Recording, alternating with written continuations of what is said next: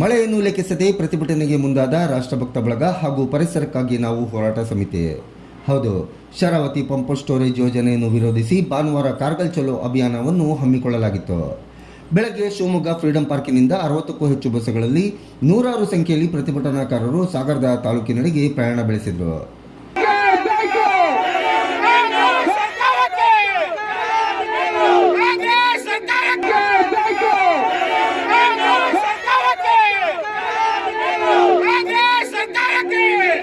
ಸಾಗರ ತಲುಪುತ್ತಿದ್ದಂತೆ ಮಲೆನಾಡನ್ನು ಉಳಿಸುವ ಈ ಹೋರಾಟಕ್ಕೆ ಪ್ರಕೃತಿ ಕೂಡ ಸ್ವಾಗತ ಕೋರಿದಂತೆ ಮಳೆ ಹೊಯ್ಯಲಾರಂಭಿಸಿತ್ತು.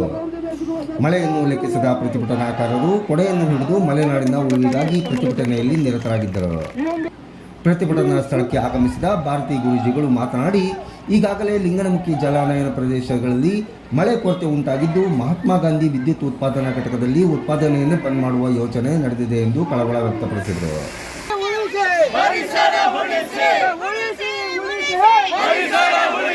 ಈ ವರ್ಷ ಇವತ್ತಿನ ಒಂದು ಪತ್ರಿಕೆಯಲ್ಲಿ ಒಂದು ಹೇಳಿಕೆ ಬಂದಿದೆ. ಲಿಂಗನಮುಖಿ ಡ್ಯಾಮ್ಗೆ 15 ಟಿಎಂಸಿ ನೀರಿದೆ ಅಂತ ವಿಚಾರ ಮಾಡಿಕೊಳ್ಳಿ. ಕೊಟ್ಟಂತ ವರದಿ 151 ಟಿಎಂಸಿಯಲ್ಲಿ 15 ಟಿಎಂಸಿಯಲ್ಲಿ ಇಷ್ಟು ನೀರಿನ ಪ್ರಮಾಣ ಕಡಿಮೆ ಆಗಿದೆ. ಲಿಂಗನಮುಖಿ ವಿದ್ಯುತ್ ಅನ್ನ ಇವತ್ತಿನ ವರ್ಷ ಸದ್ಯದಲ್ಲಿ ಸ್ಥಗಿತ ಮಾಡ್ತೇವೆ ಅಂತಕ್ಕಂಥ ಹೇಳಿಕೆಯಿಂದ ಕೊಡ್ತಾ ಇದ್ದಾರೆ. ನಂತರ ಮಾಧ್ಯಮಕ್ಕೆ ಮಾತನಾಡಿದ ಕೆಎಸ್ ಈಶ್ವರಪ್ಪ, ಈ ಮೊದಲೇ ಪ್ರತಿಭಟನೆಯ ವಿಚಾರವನ್ನು ತಿಳಿಸಲಾಗಿದ್ದರೂ ಯಾವೊಬ್ಬ ಅಧಿಕಾರಿ ಸ್ಪಂದಿಸಿಲ್ಲ. ಈ ಸರ್ಕಾರಕ್ಕೆ ಮನವಿಯನ್ನು ಸ್ವೀಕರಿಸುವ ಯೋಗ್ಯತೆ ಇಲ್ಲ ಎಂದು ಸರ್ಕಾರದ ವಿರುದ್ಧ ಕಿಡಿಕಾರಿದರು.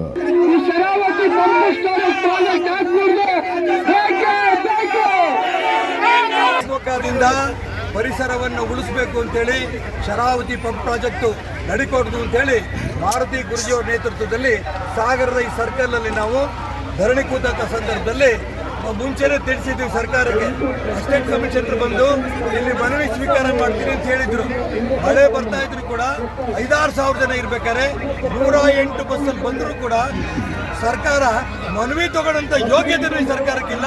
ಇದರ ವಿರುದ್ಧ ಖಂಡನೆ ಮಾಡ್ತಾ ಇದೀವಿ. ಇಲ್ಲಿಂದ ನೇರವಾಗಿ ಕೆಪಿಸಿಗೆ ಹೋಗ್ತೀವಿ. ಕೆಪಿಸಿ ಅಧಿಕಾರಿಗಳು ಮುಂದೆ ನಾವು ಮತ್ತೆ ಅವ್ರ ಮನವಿ ಕೊಡುವಂಥ ಪ್ರಯತ್ನ ಮಾಡ್ತೀವಿ.